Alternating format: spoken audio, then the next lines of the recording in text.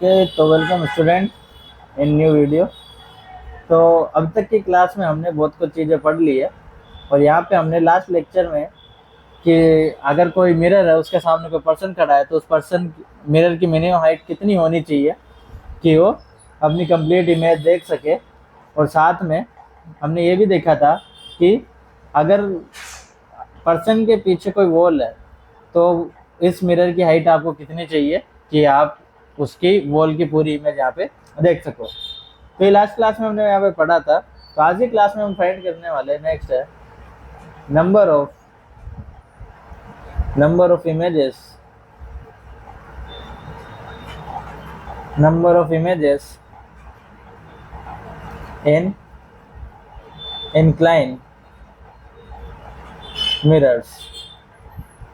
ठीक है, कि अगर कोई भी दो मिरर्स है वो किसी एंगल पे इंक्लाइन हो रखे है ना, कि अगर मान लो उनके बीच में कुछ ना कुछ एंगल है तो उस केस में आप उसमें नंबर ऑफ इमेजेस कैसे कैलकुलेट करोगे। ठीक है, तो इसका सीधा सा तरीका है वो आपको फाइंड करना पड़ेगा कि अगर मान लो कोई भी जैसे दो मिरर्स है ना, एक मिरर मान लो ये है, एक मिरर ये है, इनको दोनों को मैंने यहाँ से बाहर से कुछ पॉलिशिंग कर दी। यहाँ से पॉलिशिंग करोगे, मान लो यहाँ पे एंगल कुछ थीटा है तो इनके यहाँ पे कोई भी ऑब्जेक्ट रखा है। अब वो ऑब्जेक्ट जो है ये इसके बाइसेक्टर लाइन पे भी हो सकता है और किसी अदर एंगल पे भी हो सकता है ना, दोनों पॉसिबिलिटी हो सकती है। तो ये इसके बाइसेक्टर पे भी हो सकता है और अदर किसी एंगल पे भी हो सकता है। तो उस केस में क्या क्या इमेजेस बने, कितनी इमेजेस बनेंगी, क्या फॉर्मूला होगा, कैसे फाइंड आउट करेंगे, वो बात करते हैं। तो सबसे पहले आपको इस केस में कभी भी कैलकुलेट करना है तो सबसे पहले आपको कैलकुलेट करना पड़ेगा यहाँ पे थीटा। ठीक है, तो सबसे पहला काम आपका होना चाहिए कि यहाँ पे आपको कैलकुलेट करना है 360 बाई थीटा की वैल्यू। ठीक है, 360 बाई थीटा की वैल्यू अगर आप कैलकुलेट करोगे तो इसमें दो पॉसिबिलिटी आपको दिखेगी कि या तो हो सकता है कि जो 360 बाई थीटा है वो एक इंटीजर आ जाए, एज एन इंटीजर हो सकता है, या फिर ऐसा हो सकता है कि जो 360 बाई थीटा है वो कैसा आ जाए, एक फ्रैक्शन आ जाए। ठीक है, दोनों पॉसिबिलिटी हो सकती है। तो दोनों केस में हम बात करते हैं। पहले मैं यहाँ पे कुछ पेज वगैरह ऐड कर देता हूँ इसके अंदर। यहाँ पे हमें एक पेज ऐड करना है। ठीक है, तो यहाँ पे मैं पेज ऐड करता हूँ पहले तो। ठीक है, हाँ, इसके बाद हमें खाली पेज। तो अगर मान लो ये जो 360 बाई थीटा है अगर ये इंटीजर आया तो इसमें हम देखेंगे कि ये इवन है या फिर ओड। ठीक है, हम इवन या ओड चेक करेंगे। अगर ये इवन है, ठीक है, तो नंबर ऑफ इमेजेस एन जो है वो आपका पास हो जाएगा 360 बाई थीटा -1। ठीक है, कि जो 360 बाई थीटा है उसमें से एक कम कर देंगे, वही हमारे पास नंबर ऑफ इमेजेस बन जाएगी। अगर ये ओड आया, ठीक है, यहाँ पे हमारे पास 360 बाई थीटा क्या है, ओड आया। तो अगर ये ओड आया तो इसमें हमारे पास दो केस बनेंगे कि या तो ऑब्जेक्ट जो है वो सिमेट्रिकली रखा है या असिमेट्रिकली रखा है। ऑब्जेक्ट लाइज सिमेट्रिकली, ठीक है, या फिर ऑब्जेक्ट क्या है आपके पास, ऑब्जेक्ट लाइज असिमेट्रिकली, है ना। अगर वो असिमेट्रिकल है तो उस केस में क्या करना है, असिमेट्रिकली। ठीक है, तो देखो अगर सिमेट्रिकली ऑब्जेक्ट लाई कर रहा है तब तो एन जो है वो हमेशा आपको यही करना पड़ेगा 360 -1 थीटा -1। ठीक है, कि अगर इंटीजर आया उसमें दो केस, इवन आया तो 360 माइनस अपॉन थीटा -1 करना पड़ेगा। ओड आया और ओड में भी अगर सिमेट्रिकल बना तो number of images 360 by theta -1 ही बनेगी। और अगर असिमेट्रिकल हुआ तब उस केस में जो एन है वो आपका बनेगा 360 बाई थीटा की जो भी वैल्यू आई वही आपकी क्या बन जाएगी, नंबर ऑफ इमेजेस बन जाएगी। और अगर मान लो फ्रैक्शन हुआ तो फ्रैक्शन होने के बाद आपको सिर्फ उसका इंटीग्रल पार्ट लेना है ना, कि एन जो है वो क्या लेना है, इंटीग्रल पार्ट ऑफ फ्रैक्शन, है ना। N is an integral part of fraction. ठीक है, सिर्फ आपको उसका इंटीग्रल पार्ट लेना है, अदरवाइज और कोई पार्ट नहीं लेना। फॉर एग्जाम्पल कि जो 360 बाई थीटा है वो मान लो 7.6 आया, तो इसे हम कितना ये आया, तो इसे हम अप्रोक्स कितना लेंगे, 7 लेंगे। ठीक है, अगर मान लो 360 बाई थीटा जो है फॉर एग्जाम्पल अगर 7.9 भी आया तब भी मैं इस अप्रोक्सीमेट 7 ही लेंगे। ऐसा नहीं है कि 7.9 8 के पास में है तो हम 8 ले लेंगे, ऐसा नहीं होगा, क्योंकि यहाँ पे हम नंबर ऑफ इमेजेस की बात कर रहे हैं। इमेज अगर बनती है तो पूरी ही बनती है, अदरवाइज बनती ही नहीं है। ठीक है, तो ऐसा नहीं होगा कि कोई पॉइंटों में इमेज बनी है, तो ऐसा कुछ नहीं होगा। ठीक है, तो यहाँ पे आपको ये ध्यान रखना पड़ेगा कि कभी भी अगर आपको दो प्लेन मिरर्स किसी एंगल थीटा पे इंक्लाइन है और आपसे नंबर ऑफ इमेजेस पूछा जाए, तो सबसे अच्छा तरीका यही है कि 360 बाई थीटा आपको कैलकुलेट करना है। जैसे 360 बाई थीटा आप कैलकुलेट करोगे तो या तो वो इंटीजर आएगा या फिर वो फ्रैक्शन में आएगा। ठीक है, या तो इंटीजर या फिर फ्रैक्शन में आएगा। अगर इंटीजर आता है तो हमें देखना है कि वो इवन है या फिर ओड है। अगर इवन है तो number of images 360 by theta -1 बन जाएगी।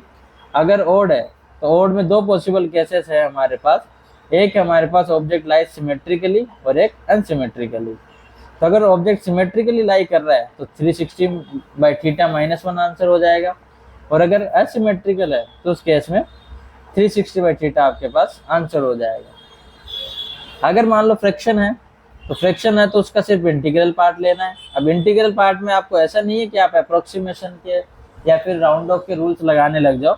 आपको बस ये है कि जो भी अगर डेसिमल में कुछ भी आ रहा है तो उसका इंटीजर पार्ट ही लेना है, डेसिमल पार्ट को छोड़ देना है, क्योंकि इमेजेस जो बनती है हमेशा कंप्लीट ही बनती है, आधी अधूरी इमेजेस वगैरह नहीं बनती है। ठीक है, तो फॉर एग्जांपल के लिए हम क्वेश्चन ले सकते हैं।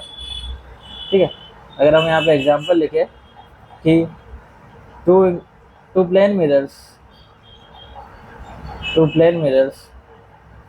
Are inclined at angle of 45 degree, two plane mirrors are inclined at an angle of 45 degree। ठीक है, दोनों एंगल के बीच में क्या है, एंगल 45 बन रहा है। ठीक है, and object lies between them symmetrically। ठीक है, ऑब्जेक्ट उनके बीच सिमेट्रिकली लाई कर रहा है। then find number of images।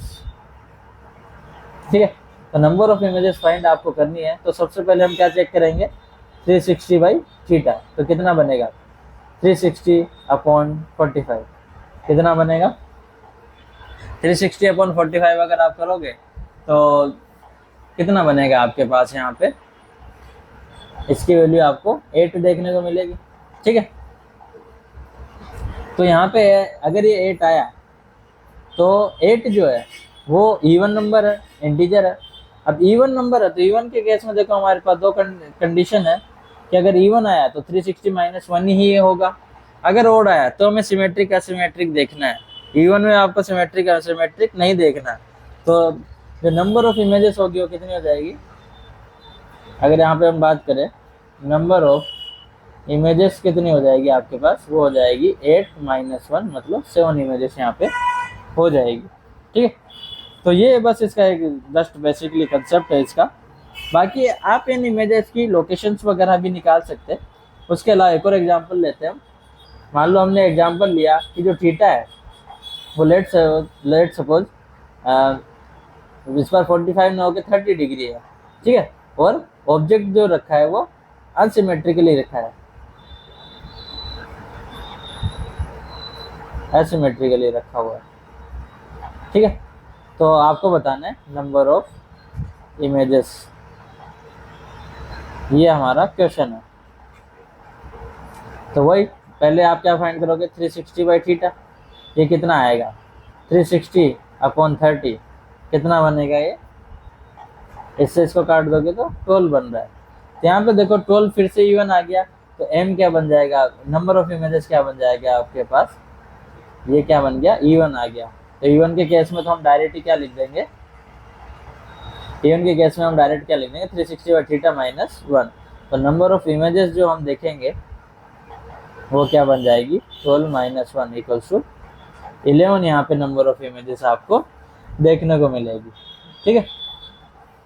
Similarly अगर एक और एग्जांपल लेते हैं, इस बार एग्जांपल कुछ अलग लेते हैं। ठीक है।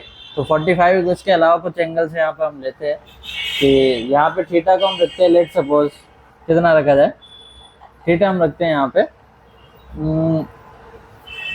40 डिग्री। ठीक है। और ये जो है वो असिमेट्रिकली रखते हैं हम, अनसिमेट्रिकली। ठीक है। तो यहाँ पे देखो 360 बाई थीटा करोगे तो कितना बनेगा 360 बाई 40 तो कितना बनेगा 9 बनेगा। 9 जो है ओड है, ओड के केस में हमने देखा था सिमेट्रिकली रखा है या एसिमेट्रिकली, तो यहाँ पे एसिमेट्रिकली रखा है। तो एसिमेट्रिकली अगर रखा है तो नंबर ऑफ इमेजेस सेम ही हो जाएगी, नंबर ऑफ इमेजेस जो है वो सेम कितनी हो जाएगी आपके पास 9 ही हो जाएगी। ठीक है। तो ऐसे इस फॉर्मूला के थ्रू आप नंबर ऑफ इमेजेस कैलकुलेट कर सकते हैं। दूसरा, ये जो इमेजेस है इनकी लोकेशंस वगैरह भी हम कैलकुलेट कर सकते हैं, बट इनकी लोकेशंस जो है वो हम अगले लेक्चर में कैलकुलेट करेंगे, क्योंकि जैसे कि हमने पहले भी बोला था कि हम इस सीक्वेंस में या फिर इस हिसाब से लेक्चर बना रहे हैं कि हर कोई टॉपिक एक सिंगल वीडियो में कवर हो सके। तो वो अलग टॉपिक है जिसमें हम पोजीशन ऑफ इमेजेस देखेंगे, तो उसके अलग अलग तरीके देखेंगे, तो सारे एक ही वीडियो में रखेंगे ताकि अगर किसी को सिर्फ वो लोकेशन फाइंड करना सीखना है तो उसके थ्रू फाइंड करना सीख जाए, किसी को अगर सिर्फ डायरेक्ट नंबर निकालना है तो इसके थ्रू सीख जाए। ठीक है। तो इस वीडियो में इतना ही रखते हैं, बाकी करते हैं नेक्स्ट वीडियो में। तब तक के लिए गुड बाय। और जो भी चैनल पे नए हो चैनल को सब्सक्राइब करके बेल आइकन को ऑल पर सेट कर लो, क्योंकि यहाँ पे हम पूरी जेईई नीट की फिजिक्स को डिस्कस करने वाले हैं। ठीक है। तो मिलते हैं नेक्स्ट वीडियो में, तब तक के लिए गुड बाय।